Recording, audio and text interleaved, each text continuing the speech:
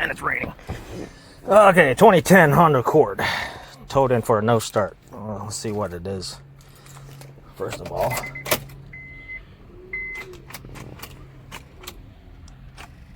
is that a weak battery? I heard it click, but nothing. Lights are super dim. Okay, let's check underneath the hood. Oh, we got a V6, not a 4-banger. That doesn't look too good. It's not even tight. Look, I hate these aftermarket. Look, it's not even tight. It's got the Cambodian tire battery. Is that a newer alternator? It might be original. It looks pretty corroded, so I'm gonna go get the battery tester, check to see how the battery is. But that is a 4-year-old battery. But this thing is definitely, look, it's not even tight. And it's all corroded in there. Check that out. This might just be a bad battery terminal, and then I'm gonna see what the condition of the battery is by going and get our tester. Okay, so I just tightened the battery terminal so it's not wiggling around. And check this out. Oh, put the keys in the ignition. So you can see the lights are nice and bright now. No more flickering. And it started right up. All it is a loose terminal. Wow. Whoever installed that terminal, I don't know.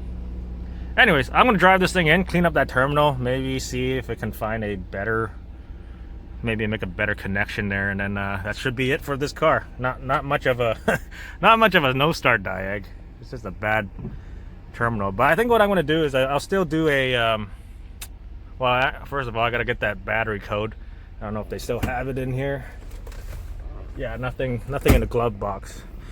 So, and then I'll do a multi-point inspection, see what we get out of this thing at least. All right, so just taking off the negative terminal first because that is the positive. You can see how much corrosion there is over there. Look at that. Honestly, I hate these kind of terminals. So I want to clean that up. Hopefully it doesn't need a terminal. I'll maybe cut this back and see what it looks like underneath there. Doesn't look good. I'm gonna keep peeling it back, and it's gonna be full of corrosion. Both wires. So you may have a charging issue and a starting issue with all the corrosion in that insulation there. So yeah, with this amount of corrosion, this section of wire is technically a load. So you're actually probably most likely losing voltage between this section of wire to over there. So yeah, there's your voltage drop. So sometimes people are like, hey, I'm only charging, 12 volts, 11.9, and your voltage is being lost here, and they think it's an alternator, and they replace the alternator. Or when it's hard starting, they replace the battery. Yeah, so all that could just be all that corrosion in your cables. Anyways, waiting for parts to get in because they're not, the lights aren't even on over there. And it's 8:20. All right, once I sell these cables, I'm going to cut these open and see how far this corrosion goes into this cable. Because I think it just separates to the starter and then separates to the fuse box over here. Right? Yeah, one goes down to there. And then the other one goes into the fuse box. So it's not too difficult of a job. So yeah, if you guys are having the same issue, just take a quick look. If you see some corrosion here, peel back some of the insulation. If parts ever get here so I can get a parts quote, holy cow. 8:30. Anyways, while we're waiting, you guys want a piston ring video? We got an Odyssey here that's burning oil.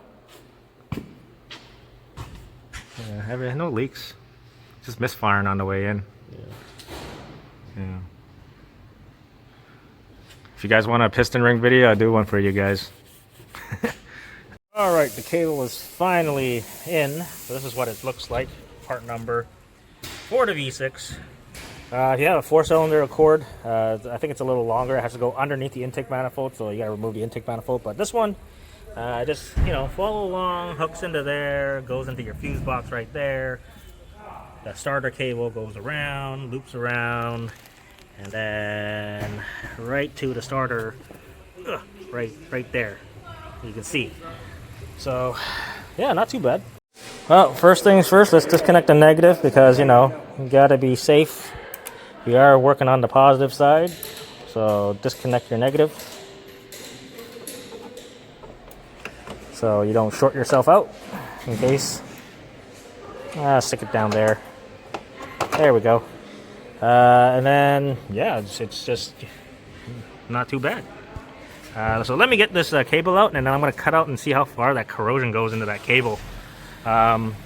I did check the charging system. It's just hovering below 14 volts, so I think there is like maybe 200 millivolts loss. So not much, but you know, maybe 6 months from now that gets worse, and your voltage drop between the positive there to here is, you know. Yeah, one thing about these terminals, when you tighten these things down, they just fold over and, you know, loses its shape. So. Marvin over there has got that song stuck in his head.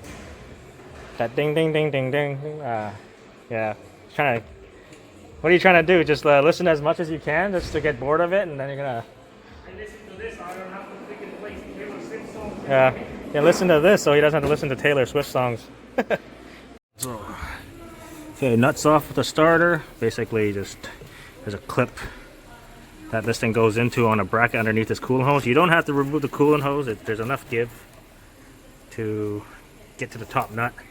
And then, yeah, basically that's it. So let's cut this open and take a look. So it's not too bad. Just cut it went down to here. Sometimes I've seen it go into this cover here, but that's how much corrosion's in there on the cable. So if you want to save the cable and clean up all that corrosion, I guess you're cutting the insulation up to here if you want to do that. I don't know, but it's just better to just replace the cable. Here's the other one. Yeah, so all that corrosion. Eventually, I mean, then you get a slow start, or like slow cranking, or, you know, low charging voltage. That's, yeah. It's better just to replace the cable. Anyways, I put the new one in, and then that's it. That's pretty much for this job. Other than it's a little stiff because it's a new cable. You still gotta like massage this part back into place. Same with all the other, you know, bends and all that kind of stuff back into the fuse box. But yeah, just not too exciting. Just a positive cable replacement. They're pretty common. You know, if you have a cord with a 4-cylinder, you're basically taking the intake manifold out to change that cable that goes to the starter. But other than that, keep an eye on it. Make sure, you know, if you see a little start seeing corrosion there, you know, good thing is, you know, peel back a little bit, see if it's starting to corrode back into there, and then you know, make your judgment if you want to clean it. If you can clean it, and then, you know, spray I don't know, a silicone grease or whatever you want to keep it preventing from corroding anymore. But yeah, other than that, you just replace the cable. It's not too difficult on the V6, but 4-cylinder is a different story. Other than that, I hope you guys enjoyed the video. Thank you guys for watching, and I'll see you next time. Maybe the next video will be a little bit more exciting. What the hell is this? Replace engine rear main seal as per customer Acura inspected. What, they don't work on Hondas or what? Just in our shop we have an Acura TL over there, and then an Acura TL Type S over there. So what, Acura dealerships don't work on Hondas?